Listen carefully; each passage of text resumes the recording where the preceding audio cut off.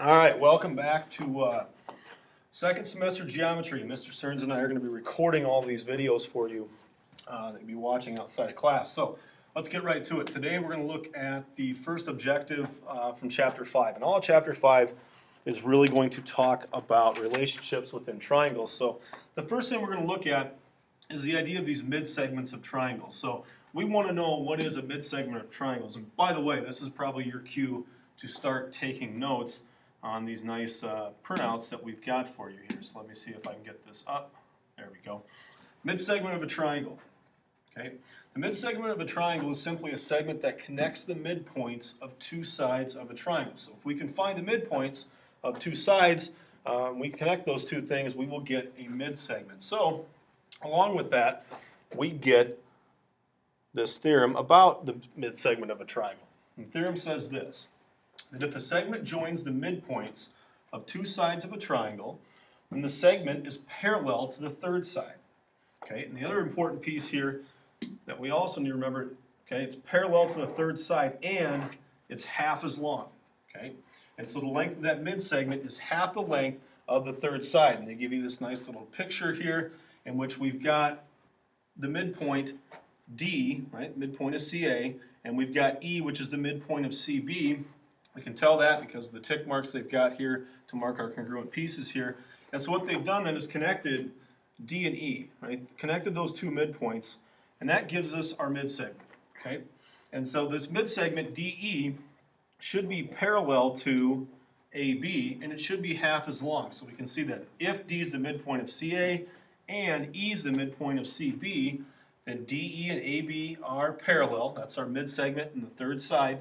And the length of that midsegment DE is half the length of segment AB. Okay? All right. So first thing we're going to look at here, just identifying when we have these midsegments, what are our parallel sides? This will be important later when we look at finding lengths, and maybe we're trying to find some angle measures and whatnot. So let's just take a look at this. We want to know what are three pairs of parallel segments in this larger triangle here, DEF. So let's just start by noting that we've got all these tick marks here, right? We've got one here, a pair of them on these two sides, and then we've got the three up here. And what that should really tell us then is we've got all these equal segment lengths, and so maybe we kind of start marking some of this. We know that R is the midpoint of DE. Okay? And we know S is the midpoint of segment EF, and we know that T is the midpoint of segment DF. Okay? And so we've got all these midpoints, and what we should be able to do then is connect them to get our three different midsegments. And we're going to kind of color code this stuff to make it easier to see what we're dealing with here. So we've got these three different midsegments in the triangle, and what we're trying to do is determine which sides are parallel. Well, let's start with the red one here, segment RS, this midsegment. Right? It gives us the midpoints of DE and EF, so that third side is going to be side DF. Okay, so there's our one pair of parallel segments here. Segment RS parallel to segment DF. Okay, maybe we look at our blue midsegment here, RT. Right, that midsegment kind of connects the midpoints of DE and DF, so that third side here would be side EF. So I'm going to put that one in blue. So then we know, okay, we have a second pair, RT, parallel to EF. Okay. And of course, there's one more midsegment here. That would be midsegment TS, right? Its third side is DE, and so we've got one more pair of parallel segments here, segment TS, parallel to DE. Okay, so first thing, pretty simple. We're just trying to look and see if we can't identify which are our parallel segments if we know we've got some midsegments here. All right, so some other applications, other things that we can find using midsegments. And let's take a look at something like this. We've got this drawing here of kind of a larger triangle, triangle NMO, and then we've got some information marked down here. We know that the measure of angle N is 65 degrees.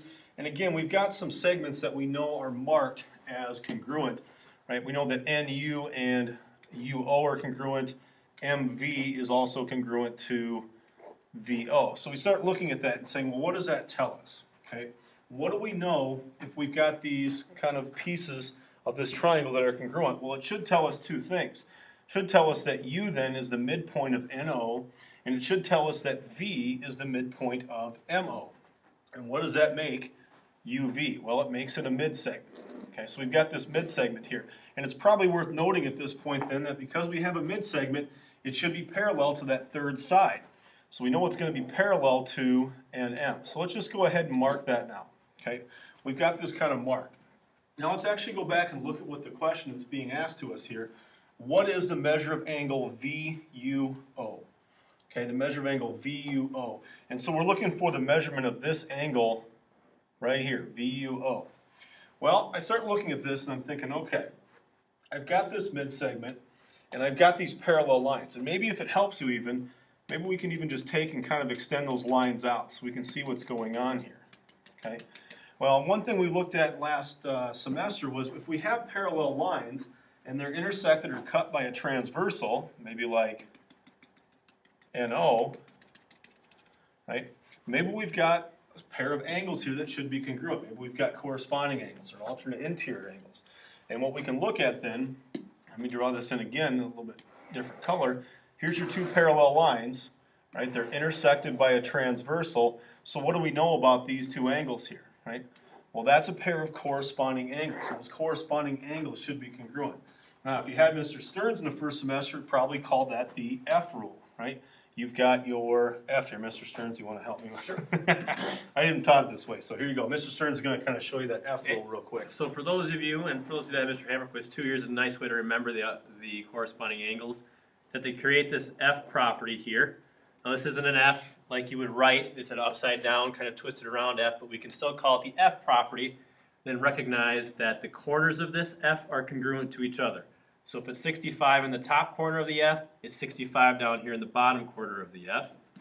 Okay? And so the question we're asked here, the measure of angle VUO, VUO would have to be that 65 degrees.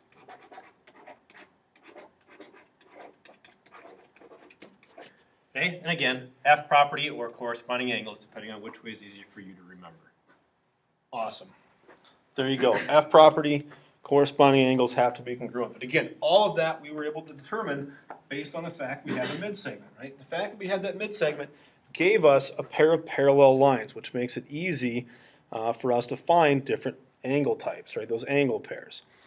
All right, so we've used kind of the first half of that theorem in which we know that midsegments give us parallel lines, but remember there was one other piece to that, and that was the idea that the midsegment is half the length of the segment it's parallel to. Okay, so here again, we've got another triangle, QRS, okay, larger triangle QRS, and it tells us that T, U, and B are the midpoints. Okay, T, U, and B are the midpoints. So if we want to even take a second, we could say, okay, if U is a midpoint, that gives me congruent lengths here, right? And we've got congruent sides here because we've got a midpoint. We've got congruent sides here because we've got a midpoint. Okay, so again, if we want, we can color code some of this stuff. Okay, we can go through here and say, all right, UT parallel to RS. All right, those things kind of match up. UB parallel to QS. Those things kind of match up. And then the last one, QR and TB. But again, one thing that we know is that the midsegment is always half the length of its parallel side on the triangle. So if we want, we can even take a second to write all this out. We know that TB is half the length of QR. Okay, so the length of TB is half the length of QR. Right? We know that to be true. We also know that, oh, it's the next one here. We can go like RS, right, the second side. That length is half the length. That's not right. Get rid of that guy. All right, not RS. TU is half the length of RS. There we go.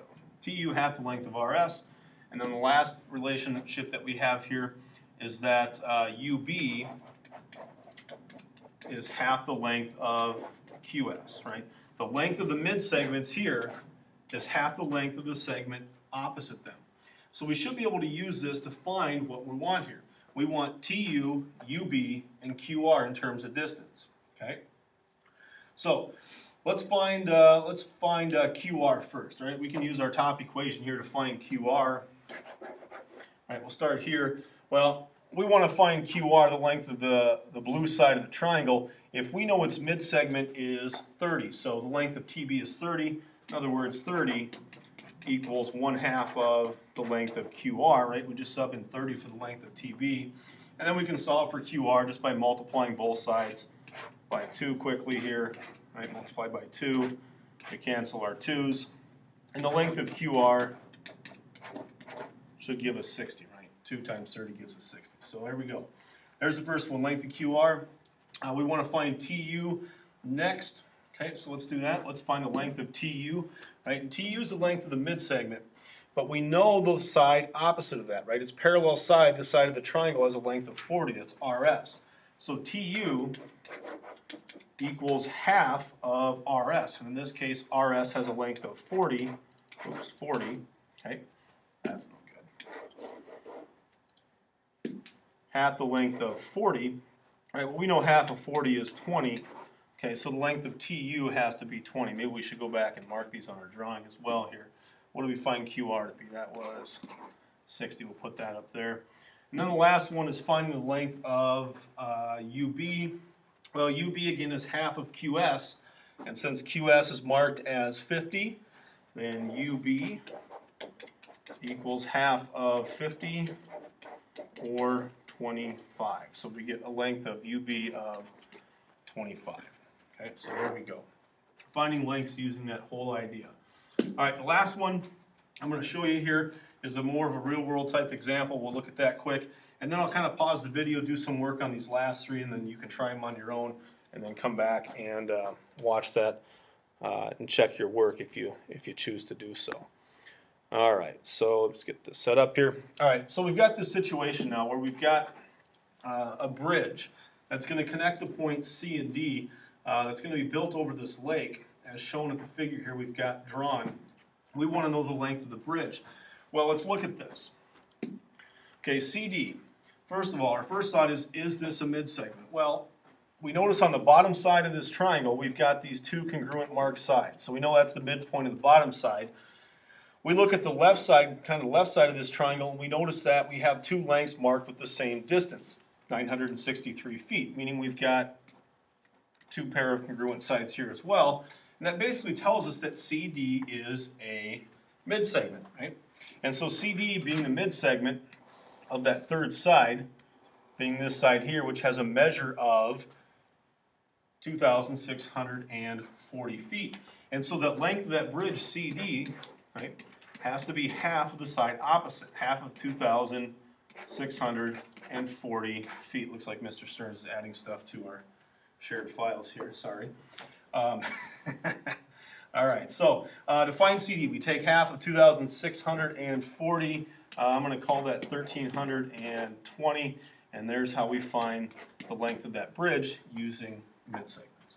Okay, I'm going to pause and come back in 1 second, and then I suggest that you pause your video so you can try these problems here at the bottom of the page.